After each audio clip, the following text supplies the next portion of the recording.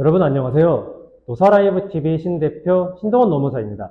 지금부터 지난주에 이어서 육아휴직 2부 시작하도록 하겠습니다.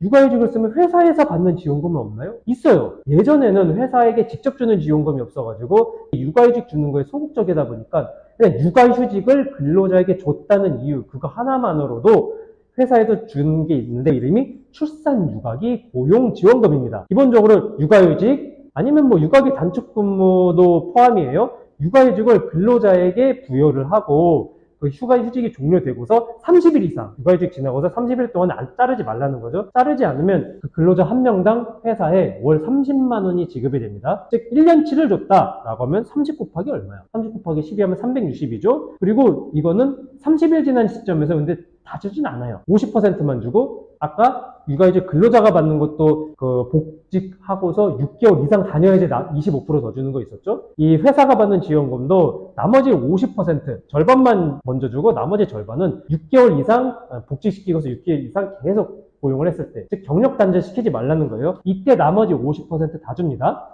그리고 이게 30만 원 말고 더 많이 주는 기간도 있습니다. 뭐 1년 이상, 뭐 3개월 이상 주고 하면 이것도 첫 3개월 동안은 회사에 더 받고 그런 거 있어요. 그리고 육아휴직 대체인력 지원금이 있다. 이게 작년인가 재작년까지 있었는데 올해부터는 틀린 말입니다. 지금 대체인력 지원금은 출산 전후 휴가 그리고 육아기 단축근무 이 대체자에게만 대체인력 지원금이 있고 육아휴직자에 대한 대체인력 지원금은 빠졌어요. 예전에는 1인당 월 80만 원씩 지급됐는데 저는 이게 왜 사라졌는지 솔직히 의문입니다. 회사로서는 근로자가 육아휴직을 1년을 쓴다는 거는 상당히 큰 기간에 로스가 발생하는 거잖아요. 그래서 대체인력을 뽑을 수밖에 없고 그거에 대한 지원금이 지금까지는 회사에 정말 큰 인센티브가 됐었는데 이게 왜 사라졌는지 모르겠어요. 그리고 마지막 육아휴직을 거부하고 회사가 해고에 쓰지 어떻게 되느냐. 먼저 많이들 알고 계시다시피 육아휴직을 쓰는 기간 그 자체는 해고 절대 금지 기간입니다. 부당해고 그게 아니라 아예 법으로 금지가 되어 있어요. 이게 남녀고용평등법 제19조에 따라서 있는데 형사처벌이 있습니다. 육아휴직 기간 동안에 근로자를 해고하면 3년 이하의 징역 혹은 3천만 원 이하의 벌금입니다. 다만 이거는 육아휴직을 쓰고 있는 동안 해고했을 때고 이런 경우가 있을 수 있겠죠. 육아휴직 신청서를 제출하니까 바로 너 그래 해고라고 하면은 이 기간이 이 법이 적용이 되지 않아요. 이거는 근로기준법 제23조에 있는 부당해고로 들어가야 됩니다. 물론 이것도 무조건 100% 부당해고 나옵니다. 육아휴직 신청서 냈다는 이유만으로 해고하면 부당해고는 나오는데 앞에 있는 절대금지 기간과의 차이는 뭐냐? 앞에 거는 그냥 불법해고예요. 불법해고라서 말씀드렸듯이 형사처벌이 있고 신청서를 냈을 때 해고하면 그냥 근로기준법상 부당해고이기 때문에 형사처벌이 없습니다. 이런 차이점이 있습니다. 오늘은 육아휴직 사용과